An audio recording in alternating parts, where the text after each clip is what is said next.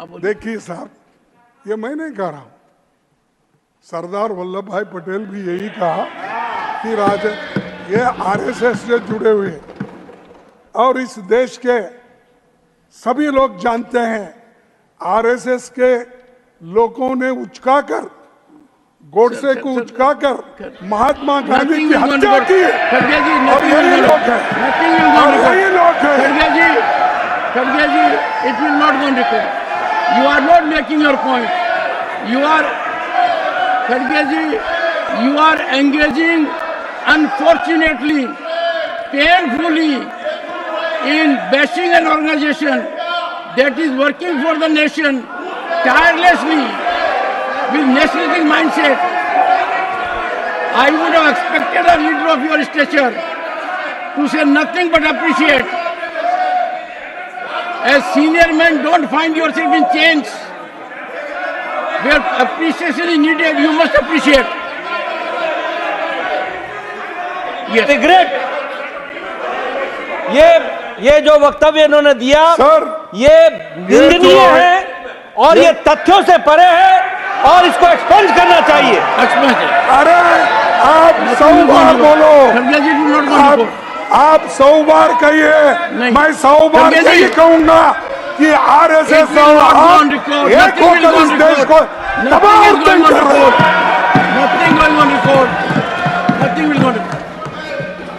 Sir, Agniveer जैसी unplanned तुगलकी योजना लाकर नौजवानों का मनोबल तोड़ दिया है। इसे लेकर पूरे देश में नौजवानों का बड़ा आंदोलन हुआ, पर आपने किसी की नहीं सुनी। मेरी मांग है कि अग्निवीर योजना खत्म की जाए। आप तो जानते हैं साहब, आप राजस्थान से आते हैं, हरियाणा, पंजाब, हिमाचल, यहाँ के नौजवान लोग इसी पे निर्भर है।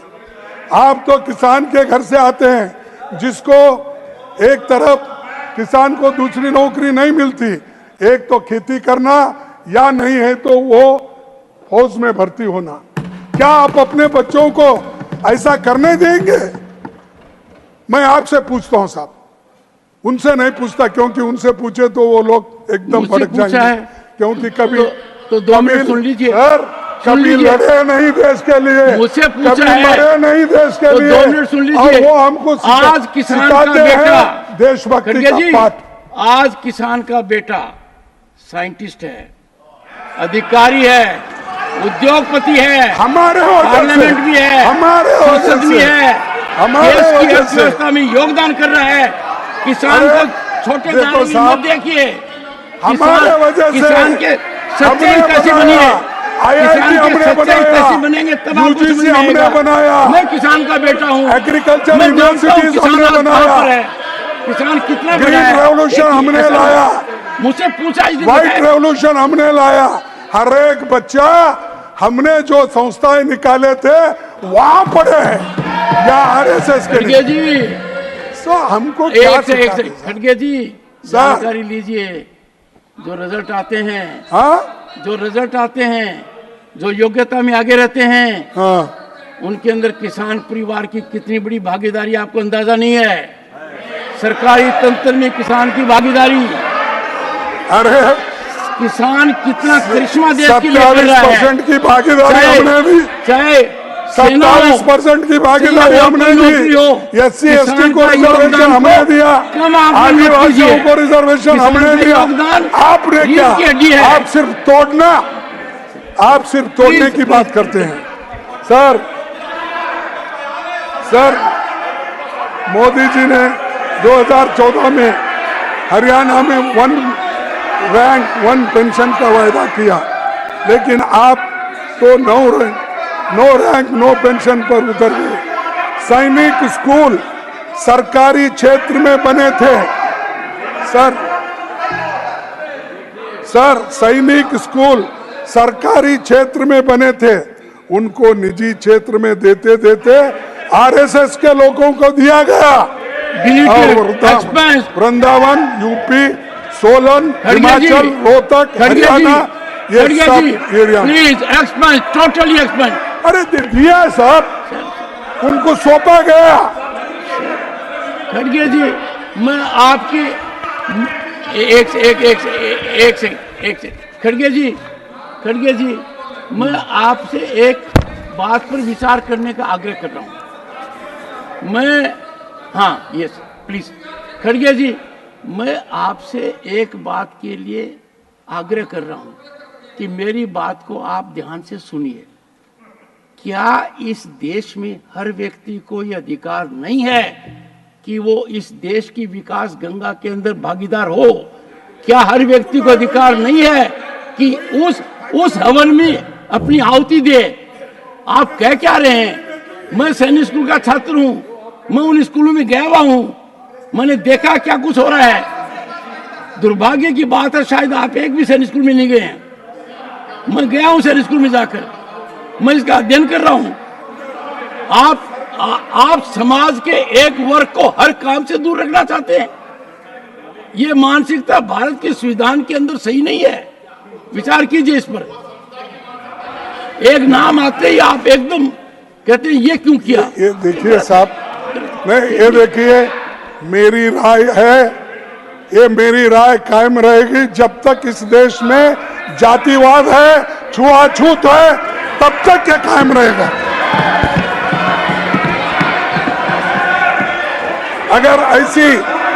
अगर ऐसी सब कुछ निजी क्षेत्र को सौंपते रहे तो गरीब, वंचित, दलित, आदिवासी, पिछड़े वर्गों से आने वाले बच्चे कहां पढ़ेंगे? फौज को फौज रहने दीजिए, फौज को फौज रहने दीजिए। राजनीति करने के लिए बहुत से विषय पड़े हैं इस देश में। प्लीज तो मैं आपसे टेक योर सीट। हर 15 मिनट में दलितों के खिलाफ एक बड़ा अपराध घटता है और हर दिन 6 दलित महिलाओं का बलात्कार होता है। ये महज नंबर आपका इस तरह के, ये स्टैटिस्टिक, आपका इस तरह, ये महज नंबर नहीं है, ये असली लोग हैं जो सालों से भेदभाव झेलते आ रहे हैं। आज भी हालत सुधरे नहीं है। देश का ध्यान सिर्फ कुछ मामलों की तरफ खींचना चाहता हूं। जुलाई 2023 मध्य प्रदेश में बीजेपी नेता ने आदिवासी के मुंह में पेशाब कर दिया।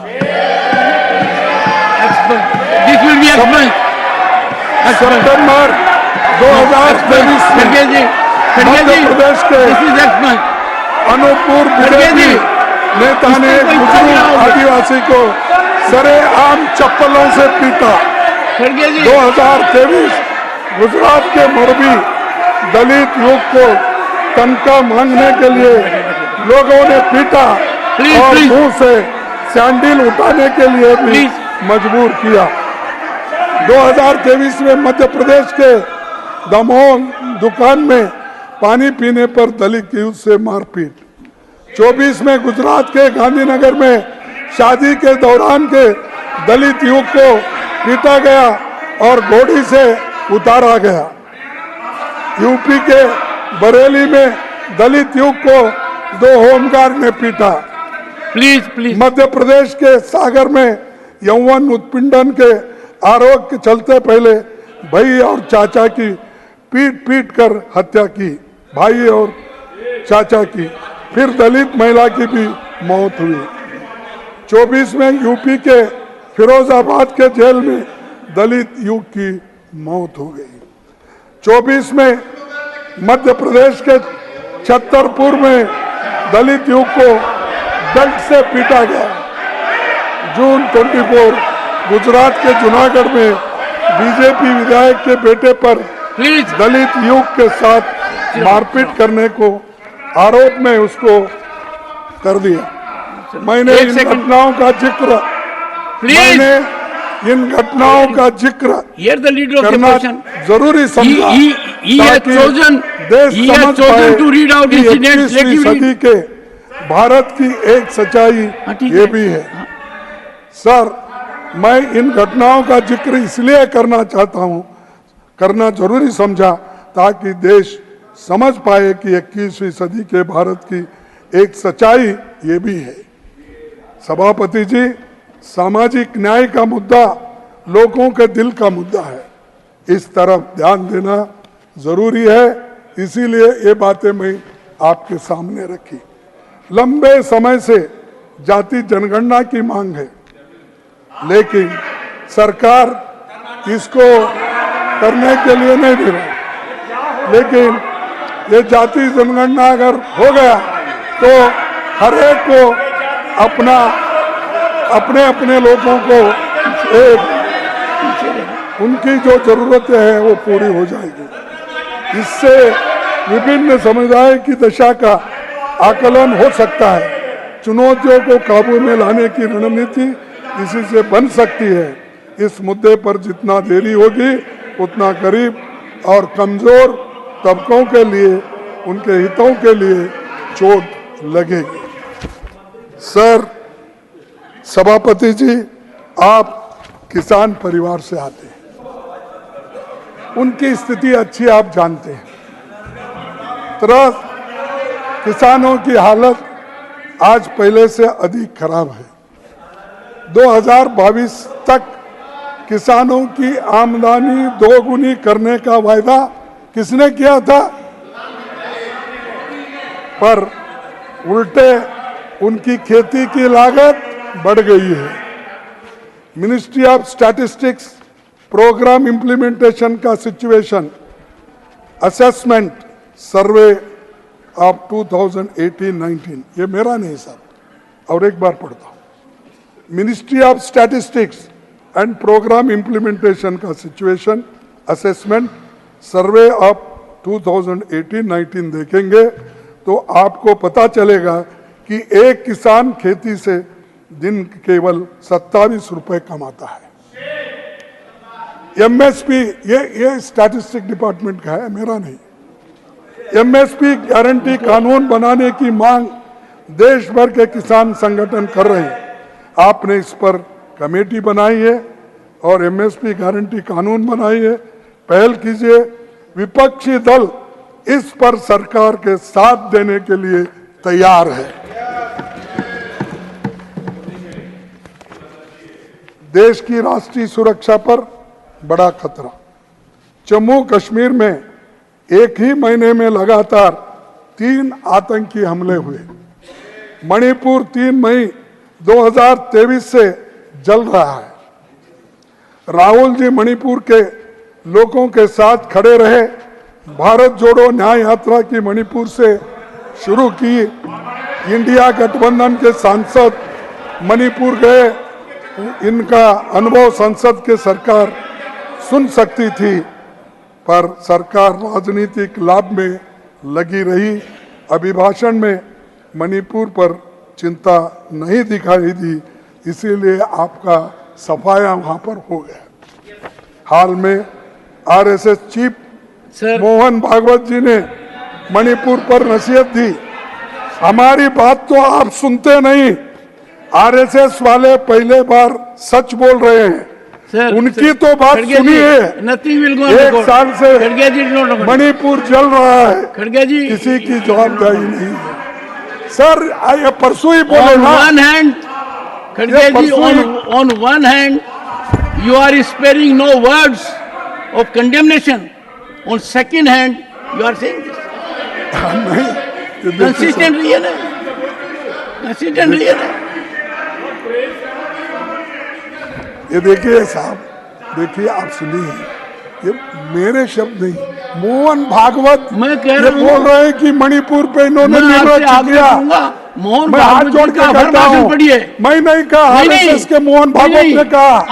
आप ये नहीं, मोहन भागवत जी का हर भाषण आप पढ़ लीजिए, ज्ञान ही मिलेगा।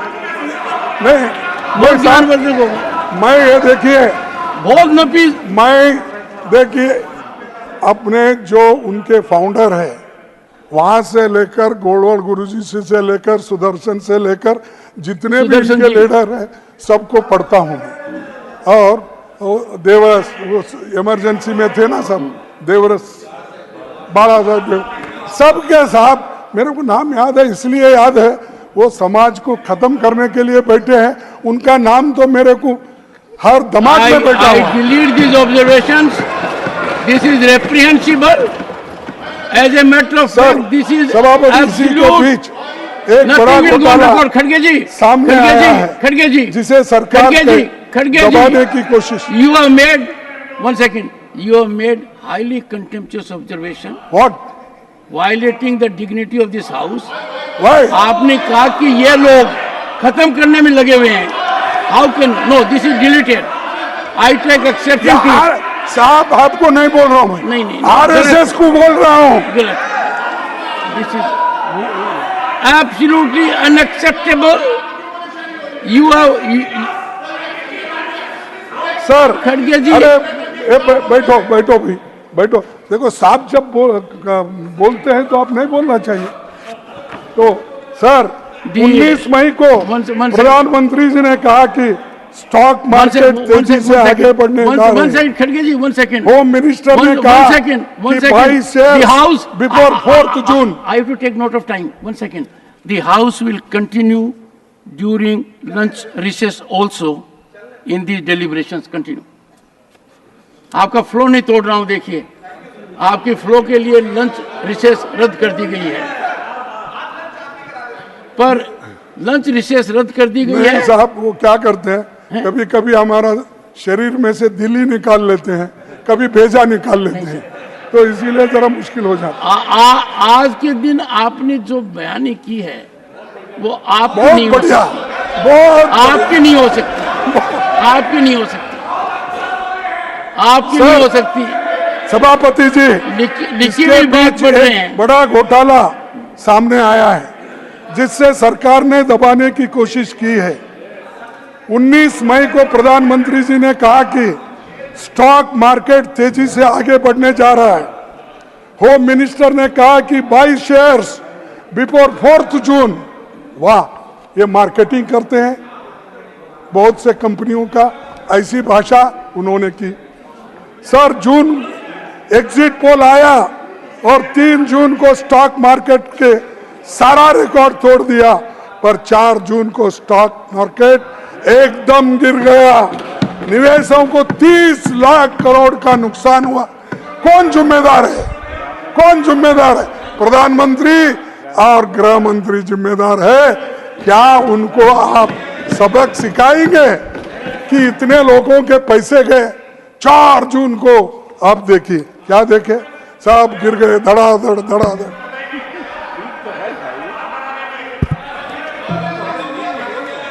सर आखिर में चंद बातें देश की लाइफलाइन भारत रेल पर भी करना चाहूंगा। हाल में कांचनजंगा एक्सप्रेस दुर्घटना हुई, उससे पहले बालासोर दुर्घटना भी थी। हमारे रेल ऑस्ट्रेलिया के आबादी के बराबर रोज मुसाफिरों को ले जाती है और देश को एक तरफ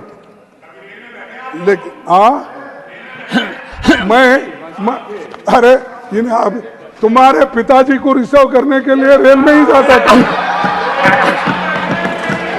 अरे गुलबर्गा में एयरपोर्ट नहीं था तो हम खड़गे जी ये देखो 1970 में इनके पिताजी को हम सबको अंदर कर दिए थे 144 ये यंग टर्न, हम सब उस वक्त खड़गे जी महत्वपूर्ण बात करें। खड़गे जी क्या करें, किनको अंदर कर दिया था?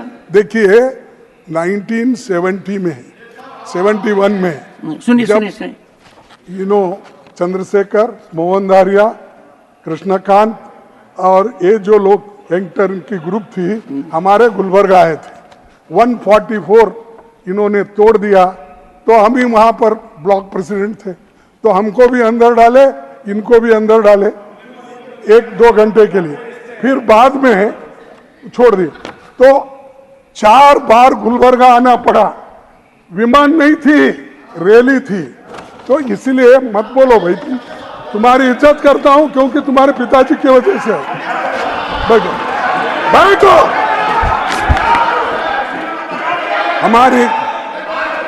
हमारी रेल ऑस्ट्रेलिया की आबादी के बराबर रोज मुसाफिरों को ले जाती है। देश को एक तरफ हाई स्पीड ट्रेन और बुलेट ट्रेन का सपना दिखाया जा रहा है। दूसरी तरफ सरकार नागरिकों की सुरक्षा की सुनिश्चित नहीं कर पा रही है। किसी दुर्घटना पर हम सवाल उठाते हैं तो इसका जवाब यह मिलता है कि पीछे आपके जमाने में कितने दुर्घटना हुए थे, कितने ऐसी घटनाएं हुई, उसकी गिनती होती है। अरे अच्छे करने की गिनती करो, पीछे क्या होगा वही बात बार बार बोलने से देश आगे नहीं बढ़ता। अच्छा होगा कि सबसे पहले 3 लाख से अधिक वैकेंसी रेलवे में जो खाली है वो भर्ती करो, उसमें SC ST सभी को मिलेगा। और खासकर मैं आपसे ये विनती करूंगा कि जहां वैकेंसीज है, लाखों वैकेंसीज है, वो सरकार भर रही नहीं। वैकेंसीज की बात है honourable minister, on vacancies getting. माननीय सभापति जी, बाद में माननीय सभापति जी, एक सेकंड। अरे प्रमोद जी, आपने बहुत डिबेट देखी है। माननीय सभापति जी, पिछले 10 वर्षों में करीब 5 लाख लोगों को भर्ती की गई है। 5 मिनट में खत्म। और अगर यूपीए का 10 साल देखें तो उससे ज्यादा वैकेंसीज भर्ती पिछले 10 सालों में गरीब आदमी सरकार की सोच से बाहर है। सरकार चंद अमीरों के बारे में सोचती है। महंगाई ने गरीबों का बजट बिगाड़ दिया है। Petrol, diesel, LPG cylinder, fertiliser, pesticide, milk products, ये बढ़ते दामों से घर का बजट भी बिगड़ गया है। तो और मैं आपसे निवेदन करता हूं, ऐसे जो जरूरी चीजें हैं इस पर गवर्नमेंट ध्यान देना चाहिए, लेकिन उसके बजाय सिर्फ हमको कैसा प्रत्युत्तर देना, कैसा टोकना, ये काम करते। भाई आपका काम नहीं है। हम अपोजिशन में रहते हैं तो आपकी कमियां क्या है वो दिखाते हैं। आप अपनी कमियां छुपाने के लिए झूठ बोलते, कितने झूठ बोलेंगे आप। और इसीलिए तो मैं कहता हूं, ये झूठ बोलते बोलते झूठों के सरदार हो गए ये लोग। सर, 214 के लोकसभा चुनाव में मोदी जी का नारा था, घटेगी महंगाई, बढ़ेगी कमाई। लेकिन गांव देहात के लोगों को, गरीबों, किसानों, मजदूरों का जीना मुश्किल कर दिया है। रोजमर्रा की चीजें GST लगाकर उसे और महंगा कर दिया है। और ये करने वाले लोग, कहने वाले लोग, हमको, मैं आपसे ये निवेदन करूंगा, पहले काम करो, उसके बाद अपने उपलब्धियां बताकर अपना कह दीजिए। सर, गांधी जी का एक कोट मैं आपसे सामने पेश करूंगा, पढ़ूंगा। सभापति जी, गांधी जी ने कहा था, मैं ऐसे भारत के निर्माण के लिए कोशिश करूंगा जिसमें गरीब से गरीब आदमी भी महसूस करेंगे कि ये देश उनका है। इसमें उनकी आवाज का महत्व होगा, जहां ऊंच नीच का भेद नहीं होगा, तथा स्त्रियों को भी वही अधिकार मिलेगा जो पुरुषों को प्राप्त होगा। हमें मिलकर सोचना है कि राष्ट्रपिता के जो विजन रखा था उस दिशा में हम कितना आगे बढ़े हैं। आखिर में मैं केवल निवेदन करूंगा, अपनी बात खत्म करने से पहले पंडित जवाहरलाल नेहरू जी के बारे में बहुत बातें हमारे लखनऊ के नेताओं ने बताया, त्रिवेदी साहब ने बताया। मनमाने कानून पारित करे, ये सब चीजें हैं, इसको ज्यादा मैं बोलने नहीं जाता। आखिरी मैं एक ही अपने बातों को कहूंगा। सर, वो नेहरू जी का कोट, आपने नेहरू जी का कोट वही हाथ में लिया। सर, इसी हाउस में बीजेपी के एक वक्ता ने, उनका नाम नहीं ले रहा हूं इसीलिए फिर वो उठ जाएंगे। इसी हाउस में बीजेपी के एक वक्ता ने क्या कुछ अपमानजनक बातें प्रथम प्रधानमंत्री और महान सेनानी नेहरू जी के बारे में कही और प्रोसीडिंग में वो है। बीजेपी के लोगों ने अगर अटल जी को ही पढ़ लिया होता तो वो ऐसा जहरीला भाव नहीं दिखाते थे। 17 अगस्त 1994 को अटल बिहारी वाजपेयी ने कहा था कि नेहरू जी ने विपक्ष की मांग पर अपने सहायक यमोई मथाई को हटाने का फैसला तुरंत कर लिया था। नेहरू जी ने सदन में कहा कि जब सदन का एक महत्वपूर्ण हिस्सा, ये सुनिए साहब, महत्वपूर्ण हिस्सा यह महसूस करता हो कि कुछ ना कुछ किया ही जाना चाहिए, तब बहुमत के लिए यह कतई उचित नहीं है कि सदन की इच्छा को दरकिनार कर दिया जाए। ये नहीं, नेहरू जी के निधन पर 19 मई 1964 को राज्यसभा में अटल जी ने जो भाषण दिया वो उनके दिल के निकली बातें थी और आपके जैसे जहरीली बातें नहीं थी। उन्होंने कहा था मानवता आज खिन्न है, मानवता आज खिन्न है, उसका पुजारी सो गया। शांति आज अशांत है, उसका रक्षक चला गया। दलितों का सहारा छूट गया, जन जन की आंख का तारा टूट गया। वे शांति के पुजारी किंतु क्रांति के अग्रदूत थे। मेरे नहीं वर्ड, वाजपेयी के, वाजपेयी जी के, अटल जी के, ठीक। वे अहिंसा के उपासक थे किंतु स्वाधीनता और सम्मान की रक्षा के लिए हर हथियार से लड़ने की हिमायत थी। वे व्यक्तिगत स्वाधीनता के समर्थक थे किंतु आर्थिक समानता लाने के लिए प्रतिबद्ध थे। अटल जी का ये लंबा भाषण है, मैं संक्षिप्त में चंद बातें आपके सामने करूंगा। वो व्यक्तित्व जो जिंदा दिली विरोधी को भी साथ लेकर चलने की वो भावना थी। पढ़ू साहब और एक बार पूरा। ये व्यक्तित्व जो जिंदा दिली विरोधी को भी साथ लेकर चलने की वो भावना, वो सज्जनता, वो महानता शायद निकट भविष्य में देखने को नहीं मिलेगी। और उनकी देशभक्ति के प्रति और उनके अटूट साहस के प्रति हमारे हृदय में आदर के अतिरिक्त और कुछ नहीं है। ये वाजपेयी के शब्द। और आपके प्रोसीडिंग अगर पढ़ेंगे तो आपको अटल जी का विचारधारा, नेहरू जी की सोच अलग थी, लेकिन आरएसएस लगातार निगेटिव चर्चा करके नेहरू जी की चरित्र हत्या का काम दशकों से करता रहा है। संघ के कई कार्यकर्ता जो संसद और सरकार में हैं, वे भी यही काम कर रहे हैं।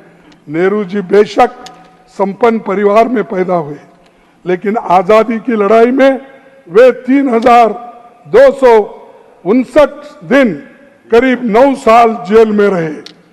नेहरू जी 1929 में कांग्रेस अध्यक्ष बने तो फंडामेंटल राइट्स और इकोनॉमिक पॉलिसी पर उन्होंने काम शुरू की थी। कांग्रेस के कराची अधिवेशन में इस पर प्रस्ताव पास हुआ, लेकिन ये विजन आरएसएस को पसंद नहीं आया। दिसंबर 1947 में मुख्यमंत्रियों को पत्र लिखकर नेहरू जी ने चेतावनी देते हुए कहा कि हमारे पास दिखाने के लिए बहुत सारे सबूत हैं कि आरएसएस एक निजी सेना की प्रकृति का संगठन है। वह नाजी लाइन पर आगे बढ़ रहा है और हालांकि उनके नेता खुले तौर पर कहते हैं वो एक राजनीतिक निकाय नहीं है, लेकिन उनकी नीति और कार्यक्रम राजनीतिक और अत्यधिक सांप्रदायिक और हिंसक गतिविधियों पर आधारित है। ये मैंने नहीं कहा, ये जवाहरलाल नेहरू जी ने जो चीफ मिनिस्टर को लेटर लिखी थी वो, और जो अटल बिहारी वाजपेयी जी, नेहरू जी के बारे में जो बात की थी, ये भी बता दें, ये सब है। ये भी बता दें अटल बिहारी वाजपेयी जी का स्रोत क्या था? हाँ, अटल बिहारी वाजपेयी कौन से संगठन के थे, ये भी बता दें। वो ये भी बता दें। नहीं जनसंघ के थे, लेकिन ये पूरा अरे बताइए। अरे जरा चुप हट। अच्छा, इनके पास आरएसएस अटल जी के काफी वाजपेयी के भाषण है। नहीं, वाजपेयी के जैसे नेता अगर होते तो ये नौबत नहीं आती थी। मंगलसूत्र, भैंस लेना, जमीन लेना और लोग मुजरा, ऐसे शब्द नहीं आते थे। ये अलग है, वो अलग है, इसीलिए एक दूसरे को कंपेयर मत करो। तुम्हारा काम एक ही है, सबको तोड़ना, हमारा काम है जोड़ना। इसी शब्दों के साथ मैं अपने भाषण को समाप्त करता हूं। नमस्कार।